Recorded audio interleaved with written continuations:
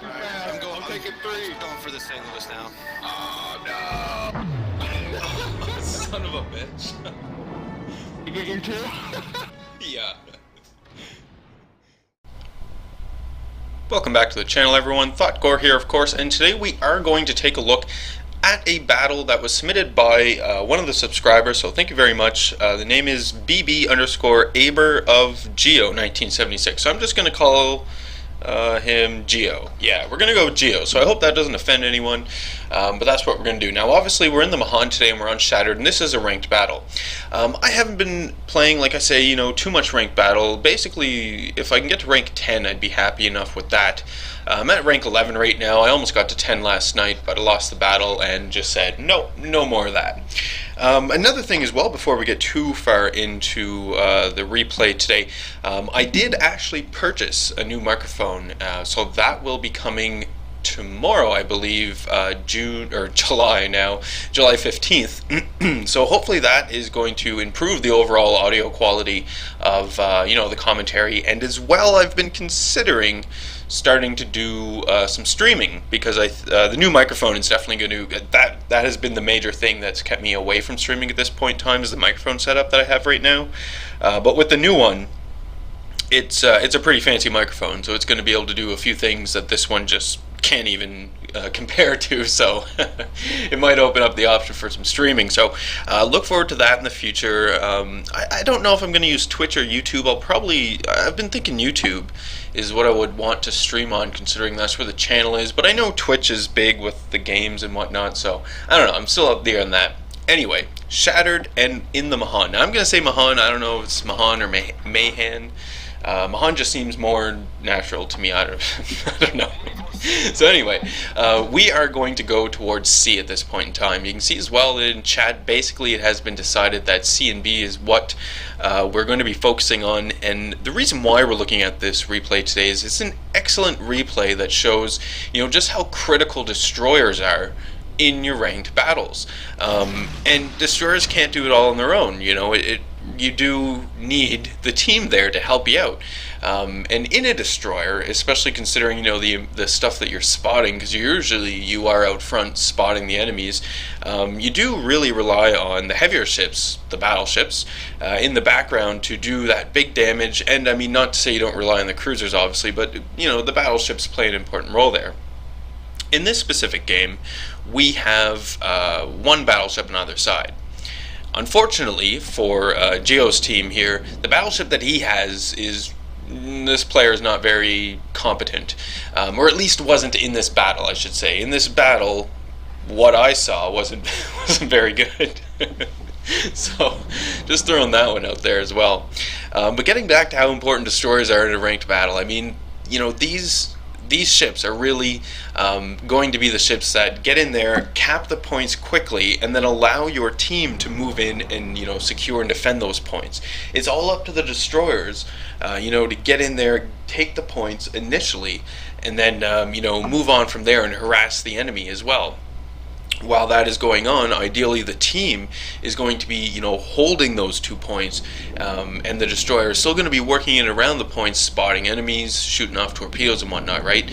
But it's this opening move that's really, really critical, and you can see that the Geo's team here hasn't really gotten it too well. The majority of them, I mean, we do have a friendly destroyer, to be fair, also putting pressure on B. It's just that destroyer is not in a good position, obviously. There's no one there to support the player, so he's taking hits now, and there goes the player now, so not so great. But we do have Geo on the team, right, in his Mahan, and he, clearly, based on this replay anyway, knows how to play the Mahan and knows the role of a destroyer in a ranked battle. So we have C, that's great. We need B, right? There's a 3-point cap. You got to take that second point. It's critical. Right now, if we look at the minimap, we do see that we do have allies at C who are in good position to support any push or any play on B. And, and this is where Geo comes in the destroyer. This is an excellent move, an excellent opportunity for a destroyer to get in there. And like a smart person, Geo didn't just charge in there like the cruiser is doing right now. Instead, pushing around.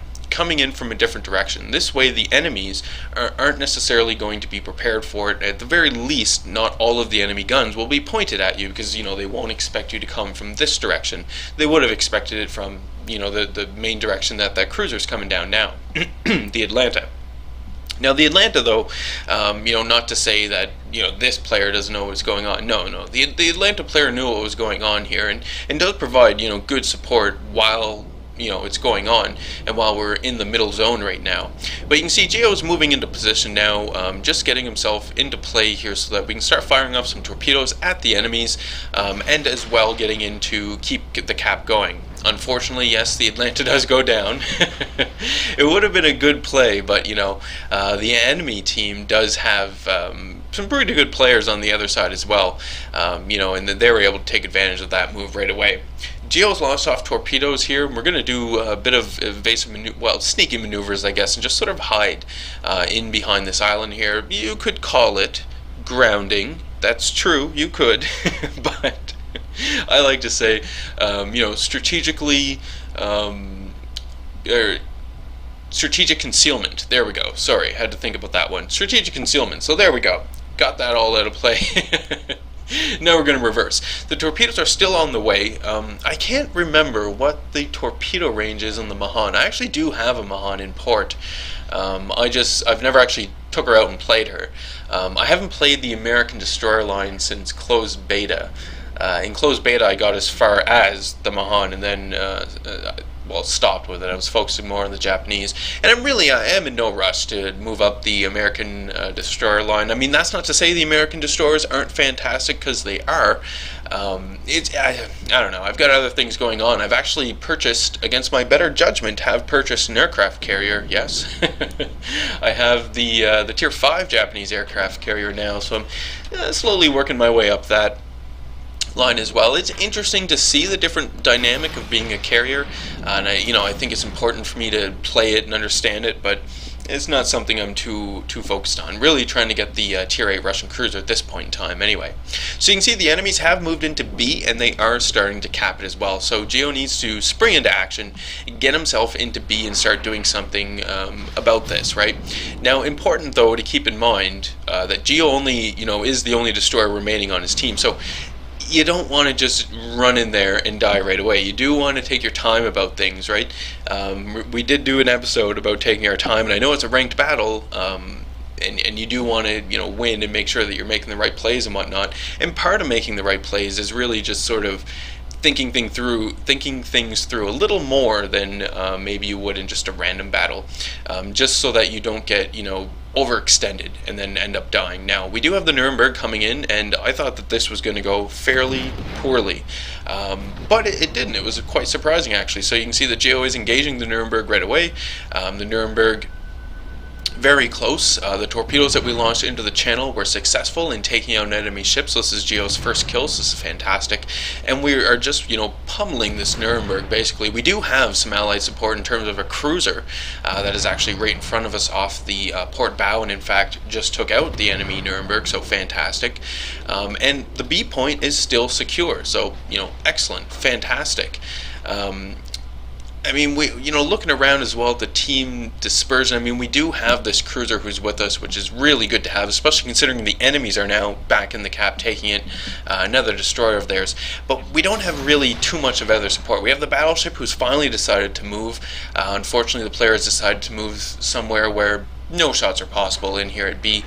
We do have a cruiser to the north coming around, and unfortunately we have another cruiser there that's making his way around. That play looks a little dicey there, but whatever. At least we have one cruiser here with us now, who's going to help support this B push. Now there is an enemy ship that's going to be coming around this headland here, so just sort of lining up torpedoes, firing some off, seeing what's going on here.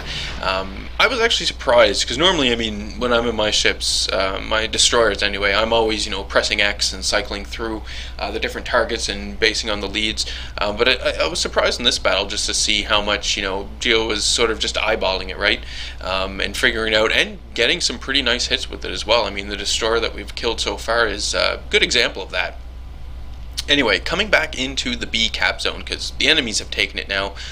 I mean, there is obviously an enemy destroyer here that we have to deal with, but again, just not gonna rush in here and you know, take many chances. We are gonna, you know, sort of take our time, push forward. We did catch a quick glimpse of the enemy destroyer, so you know, maybe the enemy destroyer isn't actually in the point anymore, and you know, Geo moves in here and starts capping this point, which is really important. You do always want to keep this pressure going. You don't want to just give up on the point, right? I don't know, what is this? This will be the second cap of the B point, I guess.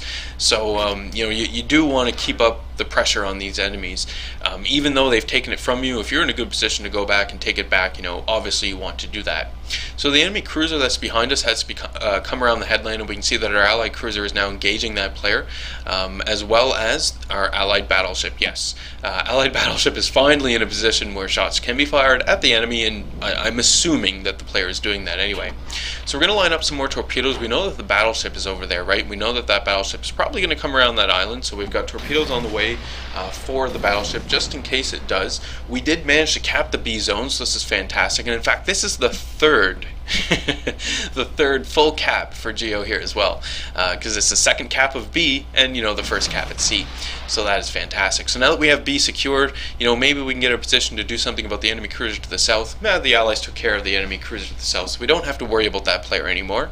Alright, so B continues to be secure. We can see some pinging on the map there. There's only 3 enemies remaining, so, you know, as long as we can hold the B point, we are going to win, and hopefully pick off some more enemies here. Now the enemies that are remaining, you know, they're not necessarily that dumb. I mentioned it before. I mean, the enemies did have some pretty good players on their team as well, or at least in this battle they're playing pretty good. And you know, the enemies are going to be focusing on B. They know that this is the linchpin for the whole map and basically the whole match as well. So you know, they are going to be focusing it, getting in here and trying to cap it. We've got 1 enemy battleship remaining, a Colorado, I believe. There's an enemy cruiser, and then there's also the enemy destroyer still lurking around as well. So we see the battleship, we see the destroyer, and we see the cruiser, so fantastic. Now, I was actually, you know, if this was me, I'd be firing my torpedoes at that Nuremberg right there. I wasn't considering, you know, the battleship in the background, and the Nuremberg is continuing forward, so, you know, that player might actually get taken out by some torpedoes. And in fact, Geo recognizes this and, you know, uses the old Mark 1 eyeball there and fires off torpedoes at the Nuremberg. We can see the enemy destroyer coming into play here as well, so we're going to get some shots off the enemy destroyer, and we're going to try and reverse back into cover, right? Because we've got this headland coming up on the port side. As long as we can get behind that, the enemy ships won't be able to fire over it. Now, we can just see that we weren't able to fire over either, but whatever. A bit of a glitch or a bug here, I think, in the replay. Obviously, you know, the steering... Oh, sorry. Whoa. I was playing with something. Anyway, obviously, the steering on Geo's ship is, you know, according to what we see, is gone, but he is steering and moving around. So he did repair this, and I think, well, for whatever reason, like I say, just a little bug in the replay, we don't see that. But anyway, we do score 1 torpedo hit there on the Colorado as that player came around the headland, so that is great. We are going to continue to maneuver in and around B because the enemy is capping it now. We have the Nuremberg coming into play here, and there's the torpedoes that we had on the way from the Nuremberg, so that is fantastic. 2 more hits there, and the Nuremberg is on really low health, so now we can just start focusing down the Nuremberg with the help of the Allied cruiser, who we still have behind us. Again, this Allied cruiser is really helping out, right? Not only in this battle, you know, excellent example of, like I say, destroyers and their importance in ranked battles, also in random battles, but you can see too what just even 1 ship can do to help support a destroyer, right? This cruiser is really helping out, and there we go. The 2nd kill for Geo. We've got the Nuremberg gone. Don't need to worry about him anymore. Now we're going to deal with the Colorado, and the enemy only has the Colorado and the destroyer remaining. So again, things are looking pretty damn well right now. We're just going to try and get into play here again. You know, not necessarily run in there and just you know, go balls out at this point in time, even though, yeah, look, the points, victory is basically ours. We still want to try and stay alive, right? So we have the Colorado incoming, so we're going to fire off some torpedoes here at the Colorado. Once the 2nd spread reloads, there it is, we're going to get those off. And then we're going to try and get ourselves into a position here to do some sneaky firing at the Colorado, right? Because, especially with the Mahan here, if we can set the Colorado on fire, this would be pretty decent, because that's also going to do some pretty good damage over time as well to the battleship, which is, what we want here. Now, we do see the enemy destroyer, or rather we just saw the enemy destroyer on the minimap. The enemy destroyer is in the north, just took out our friendly cruiser up there, so do need to keep this player in mind as well. You can see that the friendly battleship is now circled around, all the way around the map. It is now making a push towards A, so that could be useful. So there's that.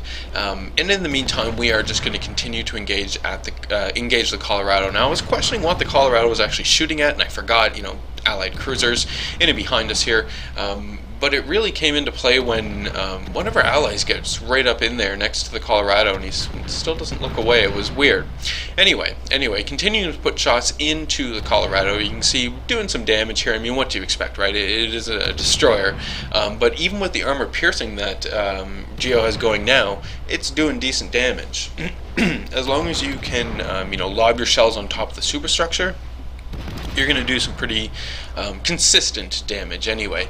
And for destroyers, that's what you want. I mean, you're never going to be able to do a whole, well, unless you hit something with your torpedoes, but with your main armament, as the destroyers are now, right, you're not going to be able to do a whole bunch of damage all at once. It's going to be damage over time that you're going to be doing, but it's rapid damage, obviously. So the Colorado is still capping the B point, so we're going to want to try and do something about this. But you can see as well that the Colorado is making a play towards us, and the way that the points are right now, if we can kill the Colorado, that might actually be the victory that we need here. So we're going to continue to just put shots into the Colorado and just keep resetting this cap as well, right? We did take some shots there from the Colorado, and we are on pretty low health, and unfortunately all of our torpedoes are not going to hit the Colorado, so that kind of sucks. The Mahan, though, does have that, it has 3 torpedo launchers, right? One on the port and starboard and one midships. So, you do have the option of firing from either side. In this case, our torpedoes are under reload and whatnot, but well, I guess we have a few that are now reloaded, but still. You know what I'm getting at. Anyway, we did get a high caliber there as well, which is pretty fantastic. If you take a look at the damage counter there, we're up to about 63,000 damage so far, so that is not too shabby at all. In the meantime, our battleship has now moved into A and has started capping A, so the need for B has become, less and less. So as that need becomes less and less, it means that you can take less and less chances to try and take back the point. So you can see that Geo here is basically moving further and further away from the Colorado, so much so that hopefully Geo will no longer be detected and still be able to fire in on the Colorado. Obviously, the Colorado being a battleship, the accuracy of those guns coming in isn't so great, so as a destroyer it is pretty easy to avoid incoming shots from a battleship. So excellent chances here, and I love the play here of just continuing to fire at the battleship, seeing if we can't light just one last fire, a little more damage, just keep resetting. The Colorado hasn't even managed to cap B yet, so the enemy team hasn't been accruing any points from this from this cap zone at all, which is pretty hilarious as well. We can see at this point in time as well, it's only Geo and the ally battleship remaining. Yeah, that guy.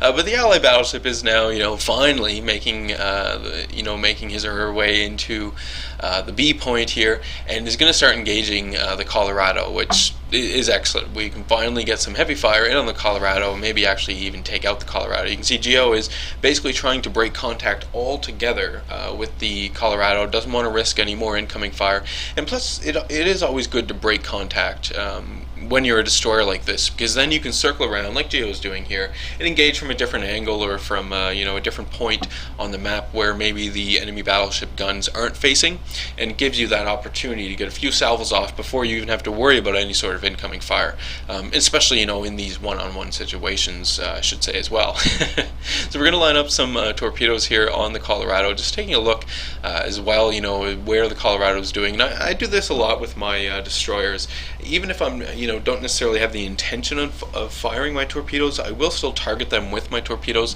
so I can see the lead, and I can just get a better sense as to where these enemy ships are off to, and maybe set myself up for a better position, you know, to fire torpedoes, or even more ideally put myself into an ambush spot where I can ambush the player as he comes around an island or something to that effect. So we're going to launch off some torpedoes here at the Colorado, everything that we've got loaded, and then we're just going to swing around and basically start engaging the Colorado. Now here, this is the point I was talking about. You can see the enemy battleship, our allied battleship is coming into play here, engaging the enemy battleship.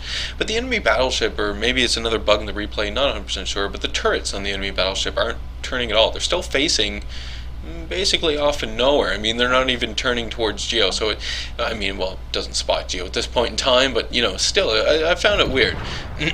You would think that the player would immediately want to engage the battleship that is, you know, right off the port side of the ship.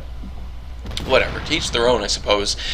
So the points are quickly adding up here, and we're quickly coming to the time where victory is going to be ours. So this is going to be fantastic. You know, not a bad game at all.